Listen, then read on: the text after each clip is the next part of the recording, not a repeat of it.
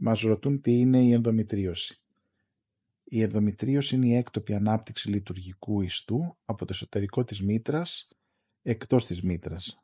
Ο έκτοπος αυτός ιστός αναπτύσσεται κυρίως στις άλπικες, στις οθήκες και το περιτόνιο. Είναι μία από τις συχνότερες γυναικολογικές παθήσεις, περίπου 8% των γυναικών πάσχουν από ενδομητρίωση. Μία στις 3 γυναίκες που έχει πρόβλημα υπογονιμότητας έχει και ενδομητρίωση. Η παθογέννησή της δεν είναι γνωστή, αρκετές θεωρίες έχουν αναπτυχθεί, που όμως δεν την ερμηνεύουν πλήρως. Η κλινική εικόνα εξαρτάται από την εντόπιση και την έκταση των βλαβών, αν και η ένταση των συμπτωμάτων μερικές φορές δεν συμβαδίζει με την εξάπλωση και τη βαρύτητα της πάθησης. Τα συχνότερα συμπτώματα περιλαμβάνουν κράμπες κατά την εμμηνορρήση, πιελικό πόνο, δυσκυλιότητα, επώδυνη κένωση του εντέρου, οσφιαλγία, επίπονη ούρηση, συχνοουρία και υπογονιμότητα.